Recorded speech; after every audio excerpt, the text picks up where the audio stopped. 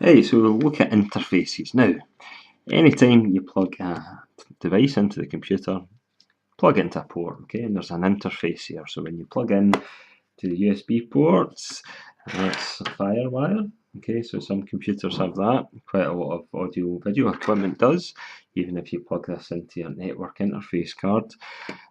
All these devices have to be able to communicate with a computer, okay, so it might be, as I said, maybe a keyboard you plug in. You might plug in a printer, okay, you might attach your phone, you might attach digital camera, even a joystick if you're playing a game, even a router so you're wanting to go online, okay. So these are all different devices that plug into a computer via an interface. Now, your interface, there's several functions of your interface. So what we can do is we'll just pick one device and then we can describe a function that the interface has to do. So if we look at printer, okay, now you might be printing quite a few different print jobs to your printer. Obviously it can only print one thing at a time.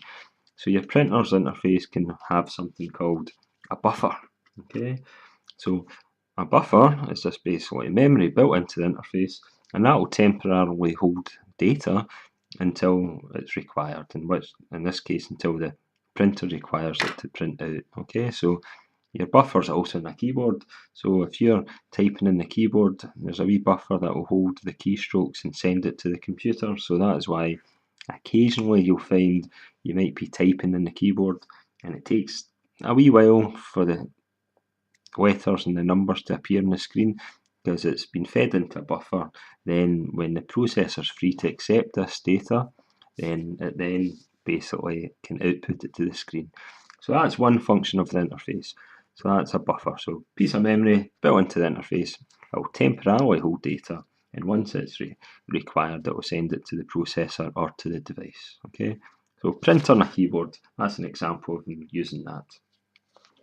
If you look at the joystick, now the joystick, if you're using it to maybe play a game, you will find that your joystick's analog, and obviously your computer only understands digital. So this is where another function of the interface is. It's essentially analog to digital converter. Okay, so it takes in the analog signal from the joystick, converts it to digital for the computer to understand. And you can get digital to analog converter. So you might have a device in which it's analog, like a wee robot arm attached to your computer. So it takes the digital, converts it to analog. So it's the same principle. So that's another. So we've got a buffer, and now we've got analog to digital converter. If you then look at something like a camera or something like a phone, so you might be plugging in your camera to transfer photographs from your camera into your computer, okay? So when you plug it in, your camera might send a wee signal to your computer just to say it's ready to send the data, and that's called status signal.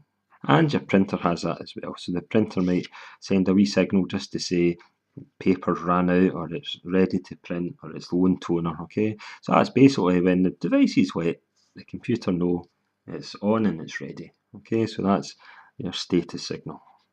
And quite a few devices have that. It might be your phone is saying it's ready to upload some new MP3s you've downloaded into iTunes, right? Next one, let's move these around, is data conversion.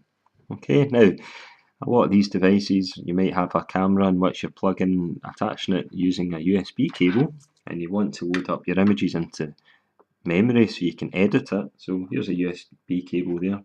Now, this is actually a serial interface. So it actually transmits the data one bit at a time. Obviously, if we are transferring this data from your processor into your memory, we use the data bus, which is parallel.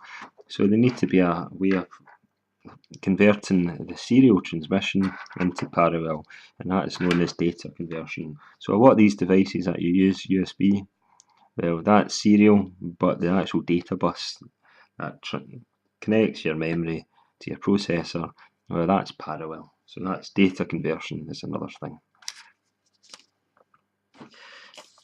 And here's another. So a lot of these devices run on their own batteries. Okay, so the computer might be mains powered, and these run on their own batteries.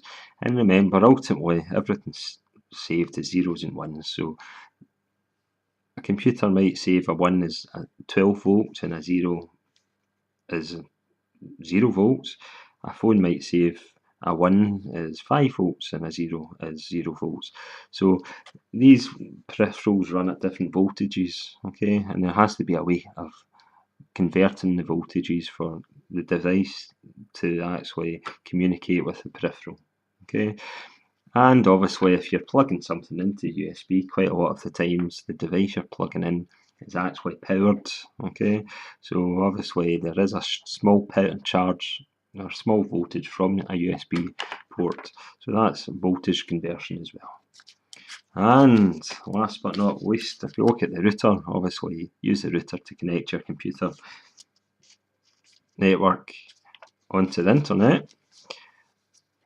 And here's protocol conversion. So you're used to a protocol called HTTP, so that's got its own rules in terms of formatting the data, the timing, error checking, etc. Okay, so when you're connecting your router, goes into the internet, you often find that web pages start with HTTP, so that P stands for protocol, and something has to happen in the network interface card, which this would plug into, is protocol conversion. Okay, so try and think of all the different devices you plug in and where these things would actually be used. Okay, so just to recap, all the ones that you need to remember are just up down here.